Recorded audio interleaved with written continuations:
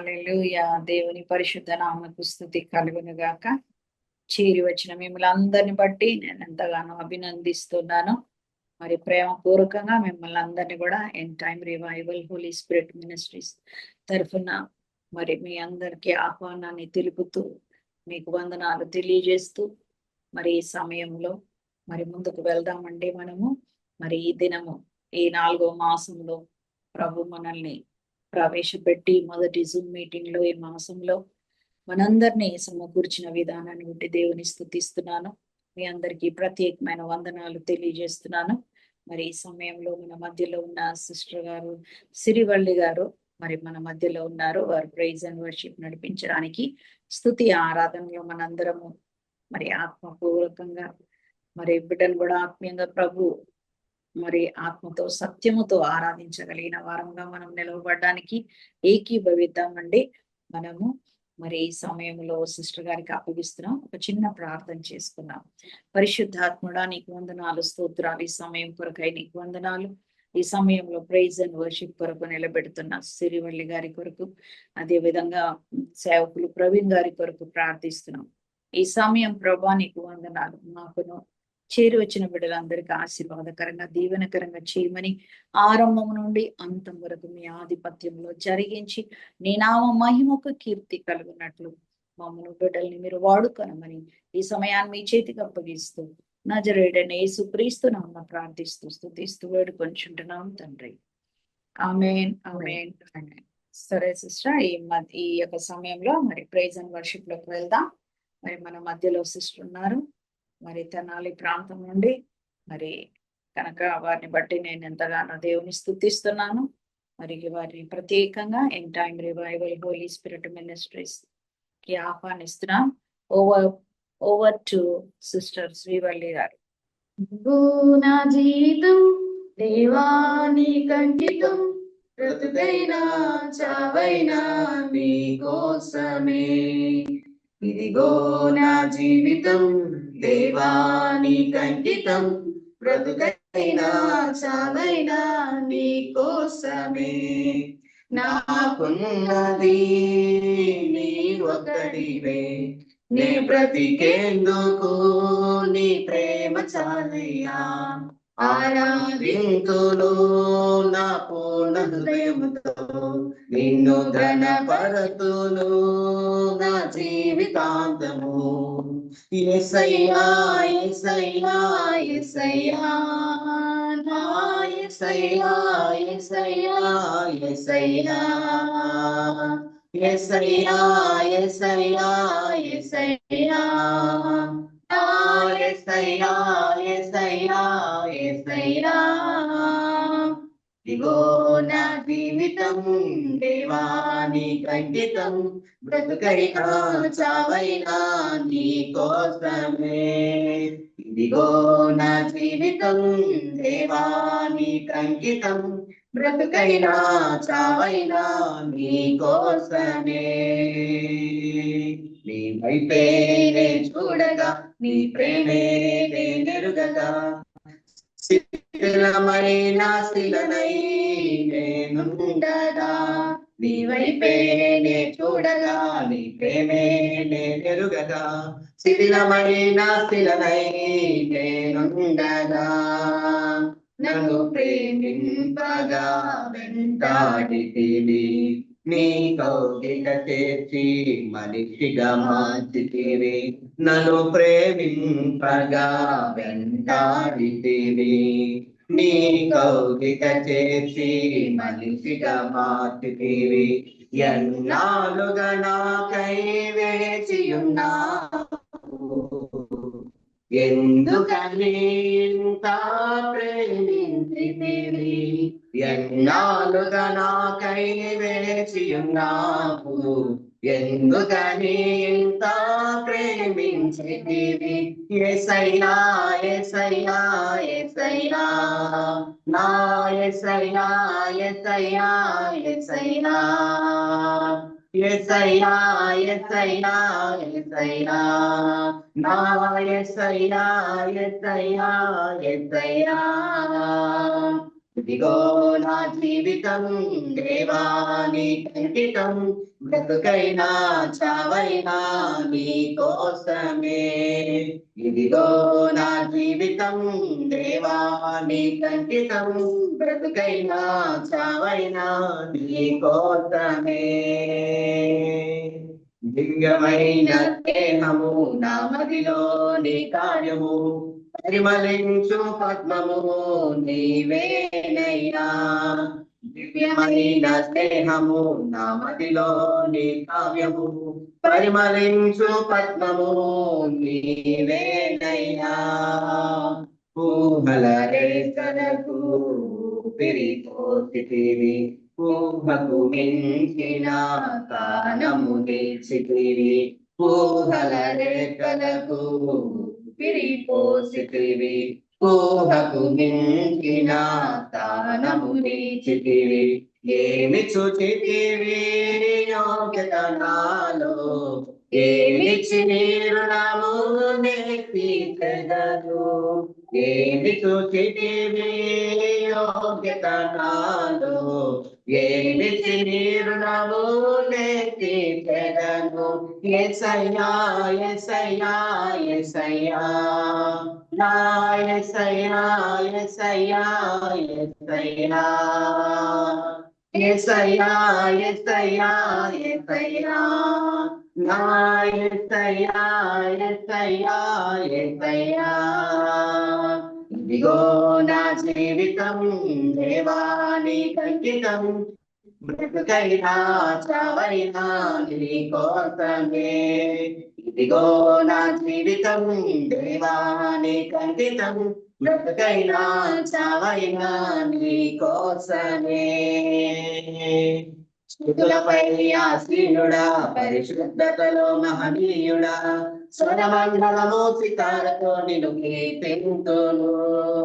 స్తుతులపై ఆసీనుడా, పరిశుద్ధతలో మహనీయుడా, స్వరమండలము సితారతో నిన్ను కీర్తింతును. సద్గుణములకు నిలయము నీవే, సర్వాధిపతులకు సారథి నీవే. సద్గుణములకు నిలయము నీవే, సర్వాధిపతులకు సారథి నీవే. దైవములనబడిన వారికి నీవే, దేవుడవు మహాదేవుడవు. దైవములనబడిన వారికి నీవే, దేవుడవు మహాదేవుడవు. యేసయ్యా యేసయ్యా యేసయ్యా, నా యేసయ్యా యేసయ్యా యేసయ్యా. యేసయ్యా యేసయ్యా యేసయ్యా, నా యేసయ్యా యేసయ్యా యేసయ్యా. ఇదిగో నా జీవితం దేవాని కంకితం, బ్రతుకైనా చావైనా నీ కోసమే. ఇదిగో నా జీవితం దేవాని కంకితం, బ్రతుకైనా చావైనా నీ కోసమే. నాకున్నది నీ ఒక్కడివే, నే బ్రతికేందుకు నీ ప్రేమ చాలయ్యా. ఆరాధింతును నా పూర్ణ హృదయముతో, నిన్ను ఘనపరతును నా జీవితాంతము. నాకున్నది నీ ఒక్కడివే, నే బ్రతికేందుకు నీ ప్రేమ చాలయ్యా. ఆరాధింతును నా పూర్ణ హృదయముతో, నిన్ను ఘనపరతును నా జీవితాంతము. యేసయ్యా యేసయ్యా యేసయ్యా, నా యేసయ్యా యేసయ్యా యేసయ్యా. యేసయ్యా యేసయ్యా యేసయ్యా, నా యేసయ్యా యేసయ్యా యేసయ్యా.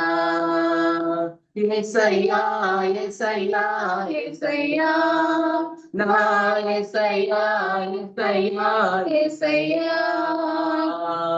నా ప్రియ నేస్తమా నా ప్రాణబంధమా నీ ప్రేమ కౌగిలిలో నన్నాదరించుమా నా ప్రియ నేస్తమా నా ప్రాణబంధమా నీ ప్రేమ కౌగిలిలో నన్నాదరించుమా నీ సిలువ త్యాగం నేనెలా మరచిపోదును నిలనాల నీకై సాక్షిగా జీవింతును నీ సిలువ త్యాగం నేనెలా మరచిపోదును నిలనాల నీకై సాక్షిగా జీవింతును నా యేసు రాజా అనురాగబంధమా నన్ను విడువలేని ఆత్మానుబంధమా నా యేసు రాజా అనురాగబంధమా నన్ను విడువలేని ఆత్మానుబంధమా నా